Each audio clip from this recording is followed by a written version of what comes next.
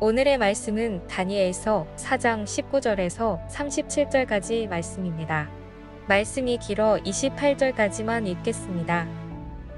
벨드사살이라 이름한 다니엘이 한동안 놀라며 마음으로 번민하는지라 왕이 그에게 말하여 이르기를 벨드사살아 너는 이 꿈과 그 해석으로 말미암아 번민할 것이 아니니라. 벨드사살이 대답하여 이르되 내 주여 그 꿈은 왕을 미워하는 자에게 응하며 그 해석은 왕의 대적에게 응하기를 원하나이다. 왕께서 보신 그 나무가 자라서 견고하여지고 그 높이는 하늘에 닿았으니 땅 끝에서도 보이겠고 그 잎사귀는 아름답고 그 열매는 많아서 만민의 먹을 것이 될 만하고 들짐승은 그 아래에 살며 공중에 나는 새는 그 가지에 깃들었나이다.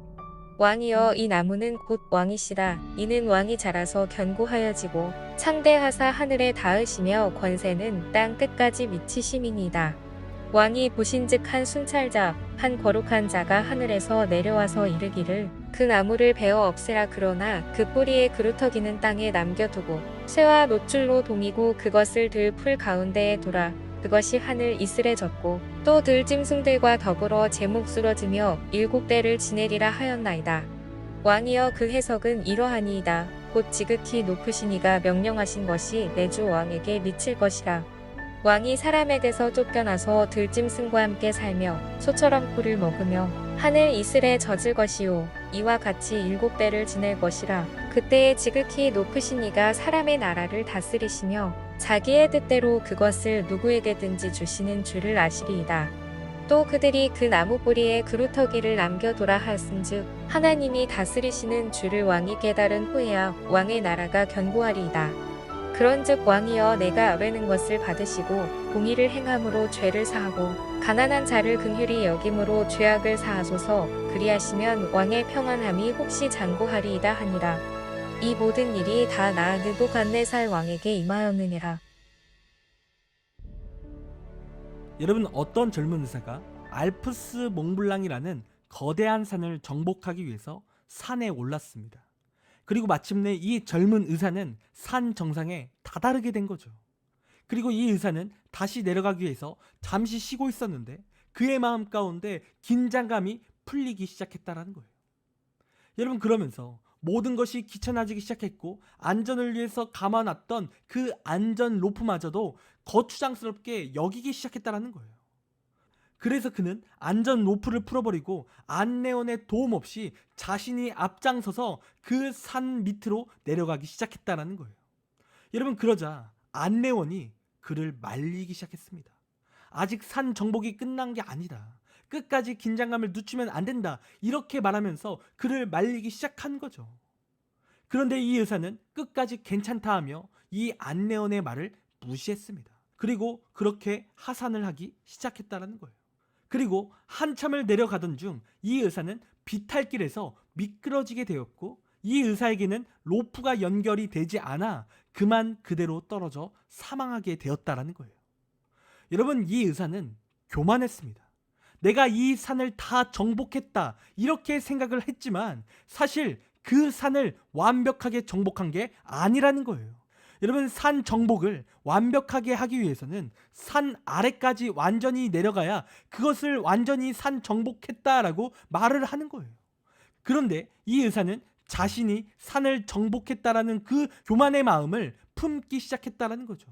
그러면서 자신을 지켜주던 그 안전 로프를 미리 풀어버리게 된 거예요. 여러분, 이 안전 로프는 귀찮고 거추장스러울 수 있습니다. 그러나 이 안전 로프가 없다면 위험한 거예요. 목적지까지 도착하기 위해서는 반드시 이 안전 로프가 있어야 돼요. 아무리 이 안전 로프가 귀찮아도 이 로프가 내 몸과 연결이 되어 있어야 한다는 거예요. 여러분, 그런데 우리가 이 이야기를 잠깐 생각해 보면 이 안전 로프는 마치 하나님의 섭리와 같은 거예요. 여러분, 먼저 하나님의 섭리란 무엇이냐면 하나님이 당신의 뜻대로 우리의 삶에 일하시며 또 우리의 삶을 이끄신다라는 뜻이 하나님의 섭리예요. 하나님이 이끄시는 삶, 이것이 섭리인 거죠. 여러분, 그리고 우리가 하나님을 믿으면 우리의 인생이 귀찮고 거추장스럽게 느껴질 때가 많습니다. 왜요? 하나님께서 우리의 인생을 섭리하시기 때문에 그래요.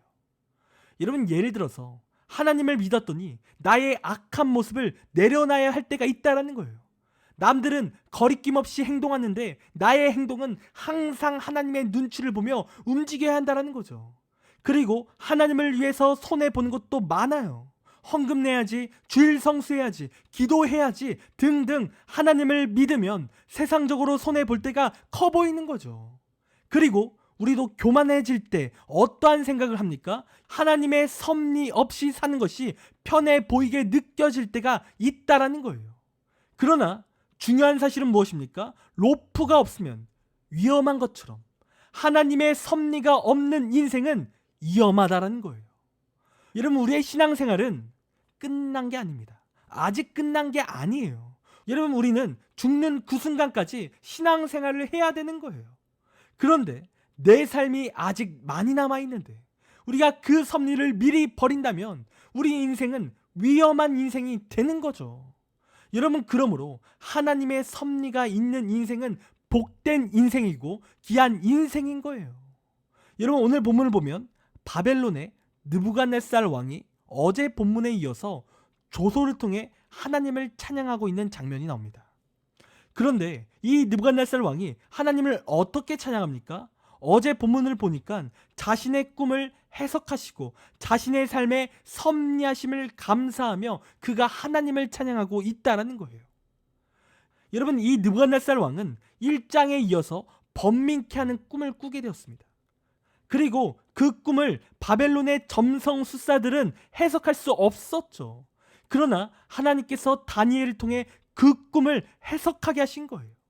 그리고 오늘 본문에서 그 꿈을 다니엘이 해석해 주는데 그 꿈이 왕 앞에 차마 말하기 어려운 내용의 해석이었다는 거예요. 그래서 오늘 보면 19절을 보니까 다니엘이 놀라 마음으로 번민하게 되었다라고 그렇게 기록하고 있습니다. 여러분, 그렇다면 그 다니엘의 해석은 어떠한 내용을 담고 있습니까? 여러분, 한마디로 요약하면 이 느부갓네살 왕이 하나님이 주시는 고난을 당하게 될 거라는 내용이에요. 그리고 이러한 고난은 느부갓네살 왕의 교만했기에 찾아오는 고난이라는 거죠. 여러분, 자신의 왕권과 자신의 강한 나라, 이러한 것들이 다 자신의 노력과 능력에서 왔다라고 그가 생각했다라는 거예요. 하나님의 은혜가 아닌 자신의 능력이라는 거죠. 그리고 이 느부갓네살은 이 꿈 해석을 듣고 1년 동안 그의 교만한 마음이 꺾이지 않았다라는 겁니다. 그리고 그때 다시 하나님의 음성이 들렸고 실제로 하나님이 역사하셔서 7년간 그의 삶에 고난이 찾아오게 되었다라는 거예요. 그래서 이 느부갓네살 왕은 하나님이 말씀하신 대로 7년간 왕위를 빼앗겼습니다. 그리고 짐승과 같은 삶을 살게 되었다라는 거죠. 그러니까 그의 삶에 고난이 임한 거죠. 강한 나라의 최고 권력이었던 그가 모든 것을 빼앗기는 굴욕을 겪은 거예요. 여러분, 그런데 중요한 사실은 무엇이냐면 그가 그러한 고난으로 그의 인생이 끝나지 않았다라는 거예요. 다시 왕권을 회복하고 하나님의 놀라운 은혜를 경험하기 시작했다라는 겁니다. 한마디로 회복을 경험한 거죠. 여러분, 하나님이 이 느부갓네살 왕의 인생을 섭리하신 거예요. 그의 인생에 고난을 주시고 깨닫게 하시고 회복을 주시는 은혜, 하나님이 이끄시는 은혜, 그의 삶을 주관하시는 은혜로 하나님께서 나타나셨다라는 거예요. 그리고 이러한 은혜를 체험한 느부갓네살 왕이 오늘 본문에 무엇을 하고 있습니까? 하나님을 찬양하고 있다라는 거예요. 자신의 인생 가운데 고난이 있었지만, 자신의 인생 가운데 굴욕이 있었지만 하나님께서 내 인생을 섭리하셨음을 그가 찬양하고 있는 거예요. 여러분, 만약에 그러한 섭리가 없었다면 그는 끝까지 하나님의 주권을 인정하지 않았을 것이고 이러한 회복도 은혜도 그의 삶에 없었을 거라는 거예요. 그러니까 처음에 이야기했던 그 안전 로프가 자신의 삶에 없었다면 자신은 앞서 말씀드린 그 의사처럼 죽는 인생, 하나님께 버림받는 인생이 되었을 거라는 거예요. 이 안전 로프, 즉 하나님의 섭리가 자신의 삶을 답답하게 하고 괴롭게 하고 거추장스럽지만 그럼에도 불구하고 나를 지켜주며 나에게 큰 힘이 되어주는 은혜였다라는 거예요. 그 하나님의 섭리가. 여러분, 그 누구도 자신의 인생에 고난이 찾아오는 것을 환영하는 사람은 없습니다. 내 삶이 날마다 평탄하기를 원하고 내 삶이 안정적이길 우리는 원해요. 그러나 하나님의 섭리가 없는 인생은, 즉 하나님이 우리의 삶을 이끄시지 않으시면 여러분, 우리의 인생은 위험한 겁니다. 우리의 인생은 평안한 곳에 있을지라도 우리의 인생은 위험한 거예요. 아무리 안정적인 거, 평안한 거 좋지만 하나님 없는 인생은 안전 노프 없이 그 산에서 내려오는 것과 같다라는 거예요. 여러분, 그러므로 우리는 고난이 있을지라도, 하나님의 섭리가 거추장스러울지라도 우리는 하나님의 은혜와 그 섭리 속에 살아가야 합니다. 그리고 하나님의 섭리가 있는 우리의 인생은 반드시 하나님이 채우시고 또한 회복시키는 은혜를 부어주십니다. 그리고 우리의 인생은 구원받는 인생이 되는 거예요. 여러분, 이 시간 여러분은 하나님의 섭리가 있는 인생이십니까? 여러분, 이 시간 하나님이 여러분의 삶을 이끄시길 원하십니까? 여러분, 그렇다면 하나님이 주시는 고난이 찾아올 때 우리는 감사하기 원합니다. 그 고난은 우리를 깨닫게 하시고 우리의 삶에 회복 주시는 은혜의 통로임을 인정하고 우리가 감사해야 된다라는 거예요. 그리고 우리가 그렇게 하나님의 섭리 가운데 있을 때 하나님께서 항상 우리의 걸음을 복된 길로 인도하시는 거예요. 여러분, 그러므로 이 시간 하나님의 섭리 가운데 살아가기를 원합니다. 하나님이 내 삶을 통치하는 삶, 하나님이 내 삶을 이끄는 삶, 그러한 삶을 소원하며 그러한 삶을 은혜로 살아가는 우리가 되길 간절히 원합니다. 기도하겠습니다. 하나님, 이 시간 우리의 삶을 통치하시길 원합니다. 내 실력, 내 생각으로 살아가는 삶이 아닌 하나님께서 이끄시는 삶을 살기를 원합니다. 그래서 내 삶에 고난이 찾아온다 할지라도, 내 삶에 치욕스러운 사건이 있다 할지라도 하나님이 주시는 은혜라 여기며 감사하는 내 삶이 될 수 있도록 인도하여 주옵소서. 그리하여 오늘 느부갓네살 왕이 하나님을 인정하며 또 회복의 은혜를 경험한 것처럼 우리도 하나님을 인정하게 하시고 회복의 은혜, 차고도 넘치는 놀라운 은혜를 경험할 수 있도록 인도하여 주옵소서.